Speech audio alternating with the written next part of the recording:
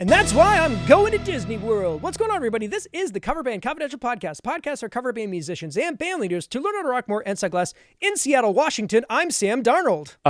Okay. In Greensboro, North Carolina, providing you the app you're going to use at Disney World, I'm Dan Ray. There you go. Yes. So the Super Bowl was last night. Yes. And the Seahawks won. And want to give a shout out to Paul Longden and the band Red Star up there in Canada for posting a picture of me and Sam Darnold and congratulating me on my Super Bowl victory. So I figured I'd just go ahead and lean into it. Why not? It is remarkably difficult to find Seattle Seahawks merch in Atlanta. I could find no local merch at all. Interesting. That's interesting. I would have thought that maybe a Walmart or a Target would have like a Super Bowl section and maybe they'd have some team stuff. Nothing. But yeah, I was trying to find a Seahawks hat for tonight for the episode. Just to represent, right. Retroactively be on the team. Yes. Just kind of lean into the people say you look alike part. So did you watch the game? I did not. No, I sat around. I'm sports ball is kind of not my jam, so I did not do that.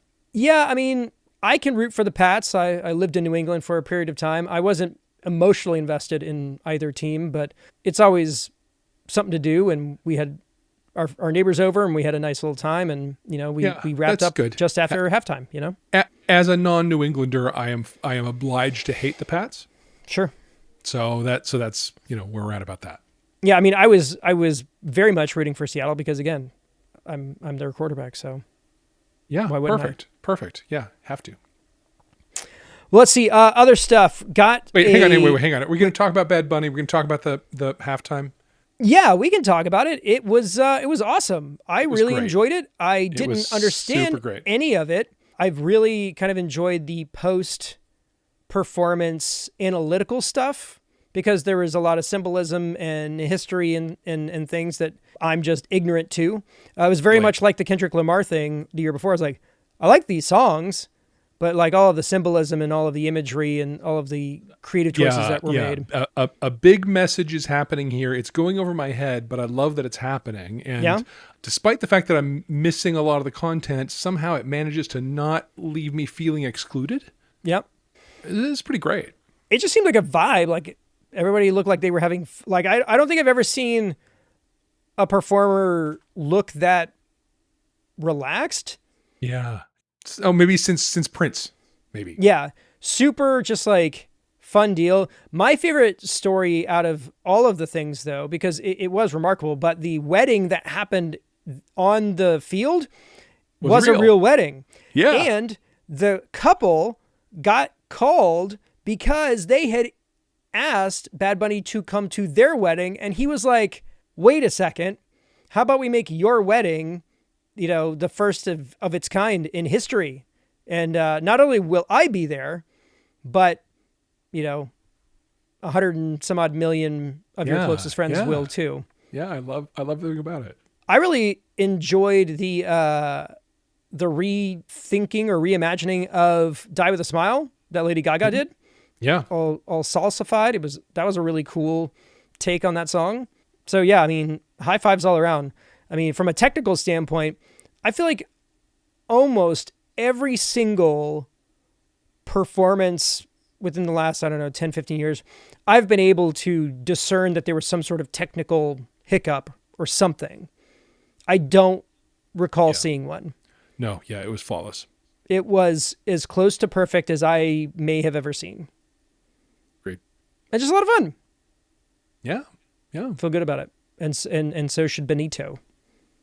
So should all Americans. Indeed. All right, so let's go into the housekeeping section. Now, I'm kind of cheating through this because this isn't really housekeeping. It's more of little tiny newslets that I want to cover because they're out. But as far as housekeeping stuff goes, the giveaway for the Sweetwater deal, you can get a Player 2 Jaguar in blue, courtesy of Sweetwater, until February 28th. You can fill out the form. We'll put a link to it in the show notes. I was alerted this afternoon that we have hit 2.4 million views on YouTube. Wow. Which is pretty cool. It won't be as cool as when we hit 2.5 because, symmetry and whatnot. Yeah, and at some point it'll be like, wake me up when we hit 5. Yeah, and I mean, it's crazy how quickly you adapt to these things. Yeah. But, we should celebrate all of the milestones, even the ones that feel insignificant. For sure. To a degree. How do you know they passed unless you mark them? That's right. So grateful for each and every one of those views, and more to come in the future. So I did want to talk about 2 announcements, 2 new things, 2 things that have come out. I don't have a lot to contribute because they are brand spanking new, but I have a little bit to say about each of them. First off, the Maestro DMX released its 1.5 firmware maybe a week and a half ago. Nice. It has been 2 full weeks. It was in between shows for sure. This was a very big one. It introduces an ArtNet universe, which gives you an additional, 300 some odd channels of DMX to work over. And all you need to do is connect an Ethernet cable and then a ArtNet to DMX converter, and you can plug it out to whatever it is you want to send it to. So you just doubled the amount of lights that you can run, which is very cool. They also updated the UI itself. You can go in and actually see all the DMX colors, like in real time, the activity. You actually are able to, it's now a visual component. That's actually really cool because the black box nature of it prior to that was a little hard to get your head around. Yep. Does that mean you can do it not hooked up to lights? You could do it sort of on the bench and see what it would be producing? I think so, because it's still pumping that data out, whether it's connected. Cool. I'm not sure if it necessarily gives you, so for full context, if you're thinking that this is like a visualizer of what your stage is going to look like, that is not what it is. It's basically every DMX channel and the RGB values of each of them. So you'll see these little jumpies of like red or blue or green or some combination of the 3. Yeah. Depending on what color it's pumping out. It'll give you a sense of the kind of show that it's producing. Yeah, their whole value prop is that it's a way to help with troubleshooting. We're like, okay, this should be getting this signal, but I'm not seeing that on the fixture. Gotcha. Yeah, maybe it's that. But it is just a cool way of seeing what the unit's actually doing, which is pretty fun. That's nice. And a bunch of other stuff too, but those were the things that were like the big deal. Better interface, better configuration options, more channels, like all the stuff that, you buy a piece of hardware and you hope that it continues to add value over the course of the years. And I feel like Maestro DMX has really met that. I mean, we've been waiting on ArtNet for a while. It's been a thing that they've been talking about for over a year, because I remember talking about it around this time last year that it was coming, but it's out. So, they wanted to make sure it was perfect. And from what I can tell, it is. So very cool. Shout out to Limbic Media and the folks doing Maestro DMX, because it's fantastic. And speaking of other small companies that do amazing work for bands like ours that deserve some flowers, Ableset 3 was released literally today. And it's got a lot of really cool features. The one that really jumps out for me, and I think is the one that I'm the most excited about, is that there's a brand new setlist management system. So Ableset was really good about customizing and making set lists, but there wasn't really a way to do anything with them. So like you basically have to rebuild it or augment whatever you used the time before anytime you open the program. Whereas now you can set up different set lists for different shows. You can save them all and recall them. You can share them with people. You can print them out. You can import text files. So if like you're on a group chat and the band decides this is the number of songs we're doing in the order that they're in, you can really just copy and paste that into Ableset and it will automatically put them together. It'll read nicknames and abbreviations, and like I watched maybe like 2/3 of the tutorial videos. It's really cool. And I'm just barely scratching the surface. It's added hardware control and expanded MIDI controls and a bunch of other stuff. But as far as like sexy selling points, I think the setlist one is the one that really spoke to me. Leo reached out to me on Saturday and was like, hey, this is coming out on Monday. I went and upgraded your license. Give it a spin and let me know what you think. So we're going to do a video for that when I get some more time to kind of get my hands in it. And I'll give you a much more well-rounded coverage of that release. And I'm really excited about it because it's something that my band uses, and this will make things easier. So be on the lookout for that. Love it. That's great.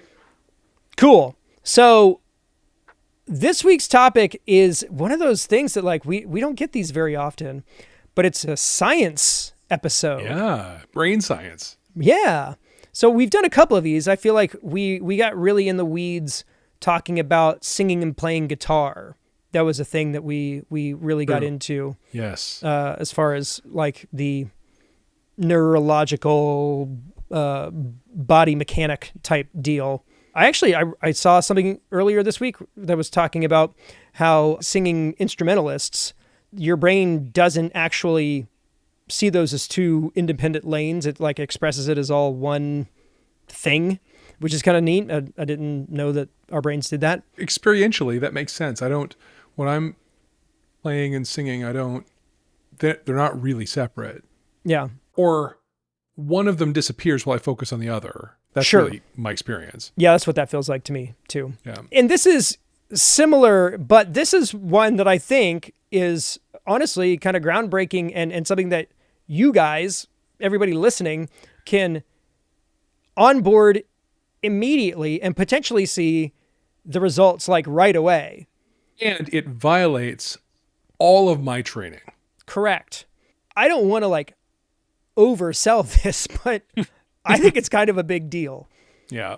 The story goes, this was recently published. A 2021 study from the National Institutes of Health found that when you're studying a new skill and practicing, you can actually speed up your progress by taking breaks. I mean, music to all of our ears, right? Totally. Oh, this hard thing you're doing? Take a lap. Yeah, tell my mom when I'm a 6-year-old kid sitting at the piano, grinding out, for Elise, and completely unallowed to just go take a break and just let my brain simmer down a little bit. Yeah, it was not an option then. So what it's saying is that instead of keeping your head in the piano and playing for 45 minutes or whatever, your brain does a better job at encoding new information if you drop in a series of 10-second breaks. 10 seconds. Breaks, yeah. Strategy makes a lot of sense for the simple reason your brain has difficulty encoding and learning new information simultaneously. So why not give it a second to catch up? I mean, that sounds smart. This is probably just our stupid human brains like trying to quantify or like make sense of it. Because what we're thinking about is like, well, if our brain is like a hard drive, and I would say that in this case, the brain is acting like an HDD, not an SSD. Because we're accounting for disk speed in the equation. You've got to move things from short-term memory to long-term memory. But also a GPU, because it's got to encode them and get them vectorized and get them stored in the right kind of process database. It's a whole thing. Well, but yeah, think about it like you're typing a Word document and all of a sudden like you get the pinwheel. Yeah. Do you push through and keep typing, or do you just wait for the pinwheel to stop? Yeah. And listen, me at 8, sitting at the piano doing For Elise, I was taking these breaks. I was just using them to whine. Yes. It was still working, but So my brain was forcing me to take these breaks, and my mom was like trying to push me through them. Poor thing. My mom, what a good egg. Yeah. The senior author of the study said, our results support the idea that wakeful rest plays just as important a role as practice in learning a new skill. It appears to be the period when our brains compress and consolidate memories of what we just practiced. So understanding this role of neural replay may not only help shape how we learn new skills, but also how we help patients recover skills lost after neurological injuries like strokes. That's like the one interesting. I'm apparently having right now. Well, look, sometimes you can read, sometimes you can't. I will certainly say I've definitely had the experience where I'm trying to learn something really technical and I'm struggling with it and pissed off at it and I set my guitar down. And then the next time I pick my guitar up, maybe hours later, I'm pristine on it. I've had that experience many times in my life. And so that may be a macro version of what this is saying in micro, that like Yep. taking a step back and letting it sort of melt into the gray matter gives you some better facility with it when you come back later. Well, but also the takeaway in that scenario is that instead of you rage quitting and like sleeping on it, you could have literally just like taken a lap around your office and then picked it back up. 10-second break would have been just as good as overnight, come back to it next weekend. Yes. So the general thing that they're suggesting is that every few minutes you stop what you're doing, clear your mind, and then count to 10, basically. So whether it's 5 minutes or 10 minutes, whatever, I think that's ultimately up to you. But I think you know when you've hit the wall. Yeah.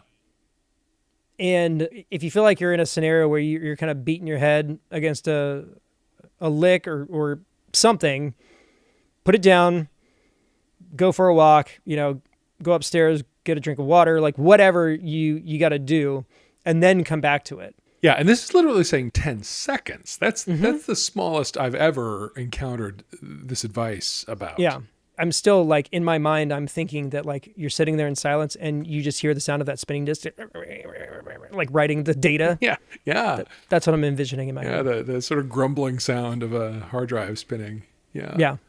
And listen, it's currently the second week of February, and a lot of us have some stuff to learn over the next few months.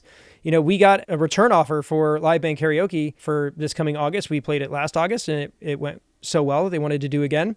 So I want to give them more than what we offered the year before. So we need to probably add 20 to 50 more songs at minimum before we come back. Yeah. So I can put this to work right away. Again, when we're talking about things like economy of motion and like scale exercises and things, it could still take you months to years to get that particular lesson like onboarded and second nature. Like this is something that you can do this tonight after you listen to this episode and start practicing with breaks. Yeah. Crazy. If you were going to name a guitar skill that was like something you really baked your noodle over, what would it be for you? I don't know. I can't remember the last like particular skill that I was focusing on, but there's definitely like learning a solo or learning a part. Yeah. I'm trying to think of the last one that like really busted my butt. I'll tell you while you think about that. Yeah. The last sort of guitar, a musical discovery that occurred for me like an epiphany, like an awakening. And it was quite a while ago, was about making sure my bends stay in tune. Mm-hmm. And once I realized like I was bending way past the note, like way super sharp. And it was not, I say this as a double-digit year guitarist. It was double digits of years ago. Yeah. But I remember that epiphany of like, ooh, look, I haven't been listening as I bent a note. And now that I listen, yeah, I'm way out of tune on these bends, and I gotta aim for a pitch and get there and stay there, right? Musical discovery as you learn an instrument and learn music is one of the greatest things there is. And I hang out on some subreddits about music, and people sometimes comment in a way that gives answers that I think undercut the person who's asking the questions opportunity for discovery. Mm-hmm. A little too on the nose, like not leaving too on the nose, or too like, I like to respond in a way that's like, here's the question I'd ask myself if I were you. Right. Here's the question I'd ask myself. I'd ask myself, there was somebody, here's my, look, I played blues over 12 bar. What do you think? And it was fine. It was noodly over the pentatonic. It didn't hit any wrong notes or anything, but like the phrasing wasn't great.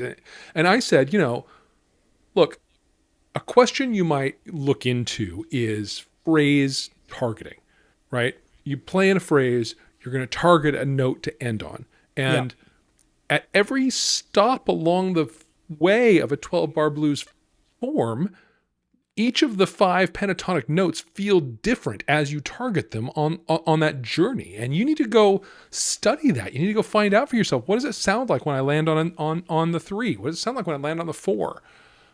At the first 4 of a 12-bar blues. Yeah. And that's how you really unpack that for yourself. It's how you really learn what those phrases feel like and what they mean and what they communicate. So go do that. That's the journey. Enjoy that exploration. Yeah. And on the way, for sure, take 10-second breaks because your brain will get super full. Why not? Yeah. So I the last thing I remember actually like sitting down to like learn was the solo to She's So High by Tal Bachman. It wasn't like technical, and it was one of those solos that you can sing it, like even if you don't know how to play it, like you know the moves, and it's just a matter of like turning that melody from your hand, like from your brain to your hands. It's got a couple of like tricks to it because there's some accidentals, and it's again not rocket surgery or anything, but that was the last thing I remember like concentrating on and like really trying to like get it perfect. Because I'm a lot of times I'm in the, well, I'm not playing this part, I'm just right. I'm doing the rhythm part, and I don't need to worry about this quite as much. Yeah. It's not like that with every song. Some songs, like the rhythm part, is super hard. Right. The thing that I was kind of tell people is that everybody looks at the solo of Hit Me With Your Best Shot and like, oh, that's the hard part of the song. And it's not. The hard part of the song is the section directly after the solo. That's got the kind of all those arpeggios that like, yeah. Yeah, that's the one that I know it's in my head. I love that. I love that part of that song. And yeah, I've never tried to play it true to itself. And yes, I bet that's hard. But it's also one of those things where like I can't think about it. Like I just have to start it. I can't pick it up in the middle. Like I can't. It's this whole it's got to all be done. And I feel like I enter like a fugue state at that part of the song. And I don't always play it the way that it should be played. There's a couple of, I definitely cheat specifically one note because it's not an important one. And when you're changing hand positions, there's a situation where you could finger this one note on the walk up to it, or you could just plant. Not worry about it. Yeah, it doesn't make or break it. So, I mean, it also that phrase also tests your palm muting. Mm-hmm. And it's bone dry. Right. There's nothing on it, so you have to it's got to be pretty. It's got to be clean. It's got to be good. So yeah, if this is something that you've heard about, let us know if you've gotten the chance to see it out and verify that it works. Or if you give it a shot after hearing this and it makes a huge difference, let us know about it. Coverbandconfidential@gmail.com. This is it's cool that we're learning new stuff even now. 10-second breaks. And I mean, this works with if you're doing your Duolingo or if you're doing some other deal. I will say that I spent some time working on the car today because my battery died. I had to jump start it the other week, and then it finally was just like, nope. So I replaced a battery, and then last week I was fishing a cable to connect a backup camera because my son is going to be driving my car, and broke it and got super frustrated and had to order a replacement. Well, guess what? The replacement came, and weirdly enough, it worked like I was able to do it in like no time at all. So maybe there's something to it. Yeah. So let us know about it. Keep us posted, and hopefully this is something that you can use for all over. And keep us posted. And this will be a short one for this week. I feel like we got into the weeds last week, and we've got a couple of things on the horizon that we want to circle back to, or get into. So there'll be lots to talk about in future episodes. Yeah, I don't mind a shorty. Shorties are good. Yeah, I mean, we could just sit here for 10 seconds and start a new show.